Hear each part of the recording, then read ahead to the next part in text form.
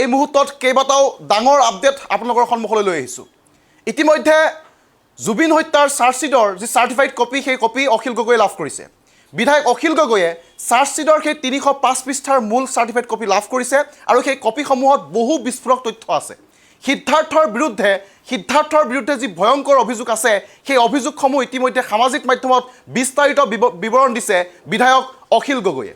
৯টা ডাঙৰ তথ্য প্ৰমাণ সিদ্ধাৰ্থৰ বিৰুদ্ধে আছে। ৯টা ডাঙৰ অভিযোগ, যি অভিযোগৰ তথ্য প্ৰমাণ ইতিমধ্যে অখিল গগৈয়ে সেই চাৰ্জশ্বিটত দেখিছে আৰু যিকেইটা বৰ্ণনা কৰিছে অখিল গগৈয়ে।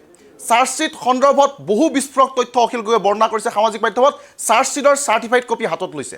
হাতত তুলি সামগ্ৰিক চাৰ্জশ্বিটৰ বিশ্লেষণ কৰিছে বিধায়ক অখিল গগৈয়ে আৰু ৯টা ডাঙৰ তথ্য প্ৰমাণৰ কথা ইতিমধ্যে বৰ্ণনা কৰিছে বিধায়ক অখিল গগৈয়ে। কি ডাঙৰ তথ্য প্ৰমাণ সেয়া আমি এই মুহূৰ্তত আপোনালোকক জনাব বিচাৰিছোঁ। প্ৰথমটো হৈছে যে ভুক্তভোগীক নিচা কৰোৱাই সাগৰত সাঁতুৰিব দিয়া হৈছিল। নিচা কৰোৱাই সাগৰত সাঁতুৰিব দিয়া হৈছিল সেয়া তথ্য প্ৰমাণ সংলগ্ন কৰিছে SITয়ে আৰু এয়া ডাঙৰটো অভিযোগ, প্ৰথমটো ডাঙৰ অভিযোগ যে নিচা কৰোৱাই সাগৰত সাঁতুৰিব দিয়া হৈছিল সেয়া তথ্য প্ৰমাণ SITয়ে চাৰ্জশ্বিটত দাখিল কৰিছে। 294 পৃষ্ঠাত ডিটেইলছ অফ এভিডেন্স এই পৃষ্ঠাখনতেই এই সামগ্ৰিক বৰ্ণনা কৰা হৈছে। এই চাৰ্জশ্বিটৰ ৩০৫ পৃষ্ঠাৰ মূল চাৰ্জশ্বিটখনত 292 পৃষ্ঠাৰ পৰা সামগ্ৰিক ঘটনা আৰম্ভ হৈছে আৰু এই পৃষ্ঠাৰ সামৰণি পৰিছে ৩০৫ পৃষ্ঠাত, য'ত জুবিন গাৰ্গ হত্যাকাণ্ডৰ চামাৰি দিয়া হৈছে, সাৰাংশ দিয়া হৈছে, BNSৰ কোনসমূহ ধাৰা কাৰ ওপৰত সংযোজন কৰা হৈছে সেই বিষয়ে বৰ্ণনা কৰা হৈছে। আৰু এই পৃষ্ঠাৰ আৰম্ভ হৈছে 294 পৰা, য'ত প্ৰতিগৰাকী অভিযুক্তৰ বিৰুদ্ধে কি তথ্য প্ৰমাণ আছিল, কি তথ্য প্ৰমাণ লাভ কৰিছিল SITয়ে সেই সন্দৰ্ভত বৰ্ণনা কৰিছে। 294 পেজ ডিটেইলছ অফ এভিডেন্স, য'ত সিদ্ধাৰ্থৰ বিৰুদ্ধে 9টা ডাঙৰ তথ্য প্ৰমাণ লাভ কৰিছে SITয়ে। সেই 9টা ডাঙৰ তথ্য প্ৰমাণ হৈছে যে লাইফ জেকেট অবিহনে ভুক্তভোগীক সাঁতুৰিব দিছিল, এই কথাও SITয়ে তথ্য প্ৰমাণ সহকাৰে দাঙি ধৰিছে। চিকিৎসকৰ পৰামৰ্শ বিপৰীতে গৈ সাঁতুৰিবলৈ দিয়া হৈছিল জুবিন গাৰ্গক। 4 নম্বৰ, যাত্ৰাৰ বাবে চিকিৎসকৰ পৰা যি অনুমতি পত্ৰ ল'ব লাগে, যাত্ৰাৰ বাবে চিকিৎসকৰ পৰা যি সুস্থতাৰ প্ৰমাণ পত্ৰ ল'ব লাগে সেই প্ৰমাণ পত্ৰও সিদ্ধাৰ্থই লোৱা নাছিল। এয়া হৈছে 4 নম্বৰটো অভিযোগ। 5 নম্বৰ, যে বমিটিং হৈছিল, জুবিন গাৰ্গৰ বমি হৈছিল, কিন্তু সেই বমিক সাধাৰণভাৱে সিদ্ধাৰ্থই লৈছিল আৰু কৈছিল যে এয়া গেষ্ট্ৰিক বুলি। এয়া 5 নম্বৰ অভিযোগ তথ্য প্ৰমাণ সহকাৰে SITয়ে দাঙি ধৰিছে।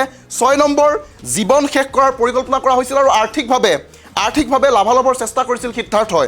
7 নম্বৰ, জুবিনৰ ধনৰ অৰ্থাৎ জুবিনৰ যিসমূহ ইনকাম আছিল জুবিন গাৰ্গৰ, সেই ইনকামসমূহ নিজৰ ব্যৱসায়ত এক প্ৰকাৰে ইনভেষ্ট কৰিছিল সিদ্ধাৰ্থই, কেইবাটাও ব্যৱসায়ত ইনভেষ্ট কৰিছিল সিদ্ধাৰ্থই, সেয়াও SITয়ে নিজৰ তথ্য প্ৰমাণত দাঙি ধৰিছে। 8 নম্বৰটো হৈছে নিজৰ দায়িত্ব সঠিকভাৱে পালন কৰা নাছিল সিদ্ধাৰ্থই। এইসমূহ তথ্য ডিটেইলছ অফ এভিডেন্সত 294 পেজত SITৰ চাৰ্জশ্বিটত উল্লেখ কৰা হৈছে। 9 নম্বৰটো হৈছে যে ভুক্তভোগীক বিপদৰ সময়ত সহায় নকৰা আৰু আনকো কৰিবলৈ বাধা দিয়া। এয়া হৈছে এটা বিশেষ ভিডিঅ'ৰ পৰা SITয়ে এই তথ্য সংগ্ৰহ কৰিছে, য'ত সিদ্ধাৰ্থই যেতিয়া জুবিন গাৰ্গে সাঁতুৰি আছিল সেইখিনি সময়ত কৈছিল যে সাঁতুৰিব দিয়ক, সহায় কৰিব নালাগে বা যাব নালাগে, যাবলৈ দিয়ক দূৰলৈ, এনেদৰে মন্তব্য কৰিছিল। যি মন্তব্যৰ পৰা সেই তথ্য প্ৰমাণখিনি লৈ SITয়ে এই অভিযোগ উত্থাপন কৰিছে যে ভুক্তভোগীক বিপদৰ সময়ত সহায় নকৰা আৰু আনকো কৰিবলৈ নিদিয়া। জুবিন হত্যাৰ চাৰ্জশ্বিট সন্দৰ্ভত ইতিমধ্যে বহু তথ্য পোহৰলৈ আহিছে। চাৰ্টিফাইড কপিও বিভিন্নজনে লাভ কৰিছে। অখিল গগৈয়েও সেই চাৰ্টিফাইড কপি ইতিমধ্যে সামাজিক মাধ্যমত নিজৰ হাতত লৈ বিস্তাৰিত বিশ্লেষণ দিছে। চাৰ্টিফাইড কপিৰ পৃষ্ঠাই কি আছে সেয়া সকলো তথ্য জনাই গৈছে। সিদ্ধাৰ্থৰ বিৰুদ্ধে কি অভিযোগ আছে সেয়াও জনাই গৈছে আৰু 305 পৃষ্ঠাৰ মূল চাৰ্জশ্বিটৰ বহু তথ্য অখিল গগৈয়ে ইতিমধ্যে সামাজিক মাধ্যমত বৰ্ণনা কৰিছে। 292 পৃষ্ঠাৰ পৰা আৰম্ভ হৈছে জুবিন হত্যাৰ সমগ্ৰ ঘটনাৰ বৰ্ণনা।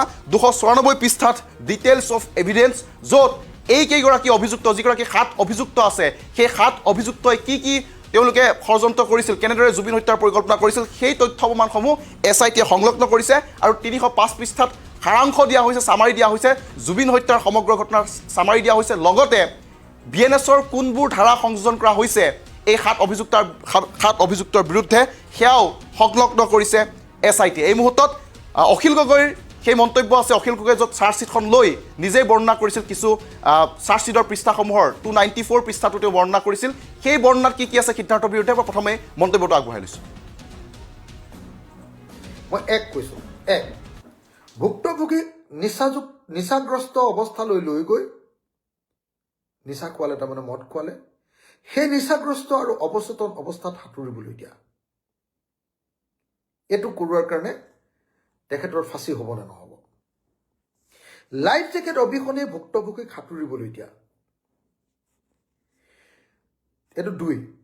3 চিকিৎসকৰ পৰামৰ্শৰ বিপৰীতে গৈ সাগৰত সাঁতুৰিবলৈ দিয়া। জুবিন গাৰ্গৰ চিকিৎসক ডাক্তৰ হিতেশ বৰুৱাই ভুক্তভোগীক পানী আৰু জুইৰ পৰা আঁতৰত ৰাখিবলৈ পৰামৰ্শ দিছিল আৰু সেই পৰামৰ্শৰ সময়ত অভিযুক্ত একিউজ নম্বৰ 1 অৰ্থাৎ আপোনাৰ সিদ্ধাৰ্থ শৰ্মা নিজে উপস্থিত আছিল সেই পৰামৰ্শ দিওঁতে। এইটো 3 গ'ল। 4 ভুক্তভোগীৰ মৃগী ৰোগ এপিলেপছিৰ ইতিহাস থকাৰ পাছতো যাত্ৰাৰ বাবে চিকিৎসাগত সুস্থতাৰ প্ৰমাণ পত্ৰ নোলোৱা। এই যে বিদেশলৈ যাত্ৰা কৰিছে তাৰ কাৰণে মেডিকেল চাৰ্টিফিকেট নোলোৱা, তাৰ কাৰণে সিদ্ধাৰ্থ শৰ্মাৰ ফাঁচী, সিদ্ধাৰ্থ শৰ্মাৰ মৃত্যুদণ্ড। এই কথাকেইটা মই এটা এটাকৈ কৈ গৈছোঁ, আপোনালোকে ৰিলেট কৰি যাব পৰাকৈ। ভুক্তভোগীৰ বমি হোৱা আৰু মৃগীৰ লক্ষণসমূহক সাধাৰণ গেষ্ট্ৰিকৰ সমস্যাহে বুলি অৱহেলা কৰা। এইটো 5 নম্বৰ। তাৰমানে আপোনালোকে জানে চাগে যে জুবিনদাৰ পানীত হেৰিয়াৰ বমি হৈছিলে যে, পানী যেতিয়া খাই আছিলে তেতিয়া বমি হৈছিলে, তেতিয়া সেইটোক মানে যে চিজাৰৰ লক্ষণ বুলি নধৰি, মৃগী ৰোগৰ লক্ষণ বুলি নধৰি, তাৰ যিটো মৃগী ৰোগৰ যিটো চিজাৰ হয় সেইটোৰ লক্ষণ বুলি নধৰি সেই বমি হোৱাটোক কেৱল গেষ্ট্ৰিকৰ লক্ষণ বুলি ইগন'ৰ কৰি থাকিলে, অৱহেলা কৰি থাকিলে। এইটো 5। 6 নম্বৰ ভুক্তভোগীৰ জীৱন শেষ কৰিবলৈ পৰিকল্পনা কৰা আৰু তেখেতৰ পৰা সৰ্বাধিক আৰ্থিক লাভালাভৰ চেষ্টা কৰা। ভুক্তভোগীক ৰিটায়াৰমেণ্ট বুলি কৈছে দেই। এইটো এনেকৈ কৈছে, এইটো মই ৰিটায়াৰ শব্দটো আছে কাৰণে মই গাই দিওঁ, নহ'লে আকৌ এইটো এনেকৈ বুলি কৈছে। এইটো making plans to retire the victim. এইটো ৰিটায়াৰ মানে মৃত্যুৰ কাৰণে আগবঢ়াই দিয়া নে ৰিটায়াৰমেণ্ট কৰোৱা তেওঁৰ কাম কাজৰ পৰা, সেইটো মই নাজানো। Retire the victim and making maximum financial gain out of him, আৰু তেওঁৰ পৰা আটাইতকৈ বেছি ফাইনেন্সিয়েল আৰ্থিক লাভালাভৰ চেষ্টা কৰা। তাৰপাছত শেহতীয়াভাৱে মহাবীৰ একুৱা এনেকুৱা এটা হেৰি খুলিছিলে নহয়, এইটো সিদ্ধাৰ্থ শৰ্মাই, এই পানী বনোৱা কেন্দ্ৰ। শেহতীয়াভাৱে মহাবীৰ একুৱা হোটেল হেৰিটেজ আৰু পৰিবহণ ব্যৱসায়ত বিনিয়োগ কৰি নিজৰ অৰ্থনৈতিক স্বাৰ্থ পূৰণ কৰা। জুবিনদাৰ ইনকামটো। এইটো 7 নম্বৰ ক'লো। 8 নম্বৰ ভুক্তভোগীৰ প্ৰতি কৰিবলগীয়া সকলো দায়িত্ব সঠিকভাৱে পালন নকৰা। 9 বিপদত পৰাৰ সময়ত ভুক্তভোগীক উদ্ধাৰ কৰিবলৈ নাযাবলৈ আন সকলোকে আহ্বান জনোৱা আৰু যাব দে বুলি কৈ ভুক্তভোগীক বিপদলৈ ঠেলি দিয়া।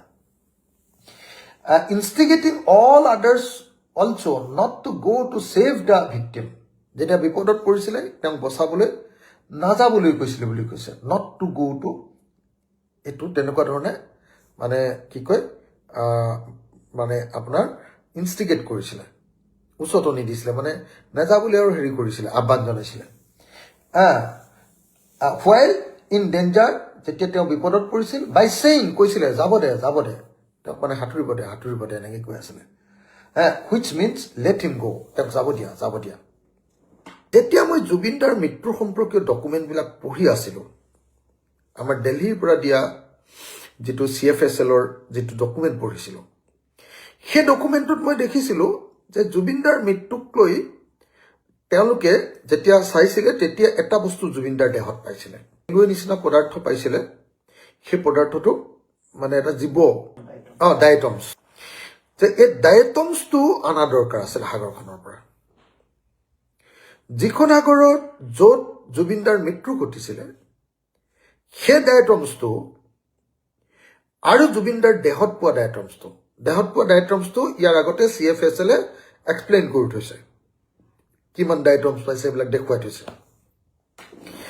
এতিয়া মোৰ ধাৰণা যে জুবিনদাৰ মৃত্যু হোৱাৰ এটা প্ৰধান কাৰণ এই ডায়েটমছৰ উপস্থিতি। কিন্তু ইয়াত ডায়েটমছ কোনেও সংগ্ৰহ কৰা নাই। ইয়াত তেওঁলোকে অনা দৰকাৰী বস্তুটো হ'ল এটাই, সেইটো হ'ল তেওঁলোকে এটা ভিডিঅ' কৰি আনিছে সেই জেগাটোৰ, জুবিনদা মৃত্যু হোৱা জেগাটোৰ এটা ভিডিঅ' কৰি আনিছে। আৰু যিটো ঠাইত এই ঘটনাটো ঘটিছে কৈছে যে সেইটো ঠাইত ক্ৰাইম চিন মেপ এটা বনাই আনিছে সেইটো আনিছে ক্ৰাইম চিন map in 3x4 paper inch paper চাগে এইটো kept in a plastic storage tube এইটোৱে আনিছে ক্ৰাইম চিন মেপ ইন ছফ্ট কপি তাৰ ছফ্ট কপি এটা আনিছে সেই যিটো মেপটো বনাইছে তাৰ ছফ্ট কপি এটাও বনাই আনিছে মানে কম্পিউটাৰ এৰিয়াত পাই আনিছে আৰু তাৰপিছত 104 নম্বৰৰ ক্ৰাইম চিন ভিজিট ভিডিঅ' ইন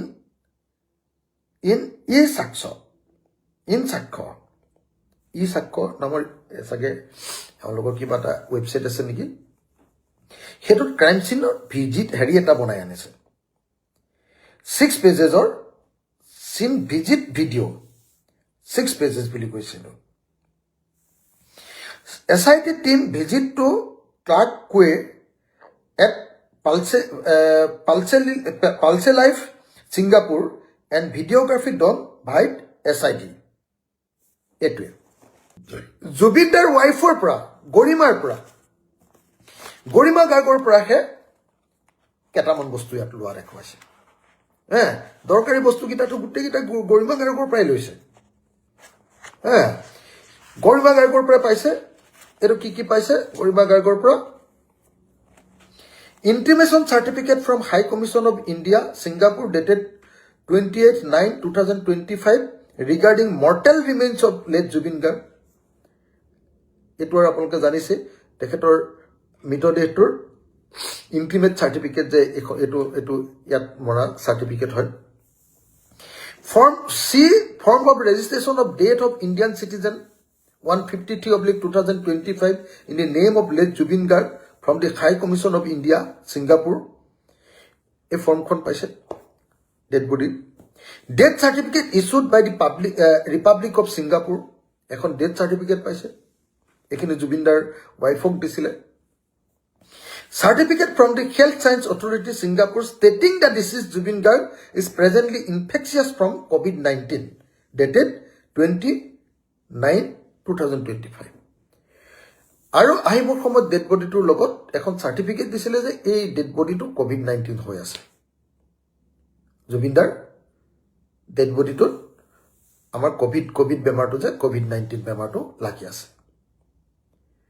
তাৰ বাহিৰে একোৱেই নাই ইয়াতে হত্যাকাণ্ড বুলি ক'বলৈ এতিয়া চাৰ্জশ্বিট নম্বৰ 14/2025 এই চাৰ্জশ্বিটৰ পৃষ্ঠা নম্বৰ 294 একিউজ নম্বৰ 1 সিদ্ধাৰ্থ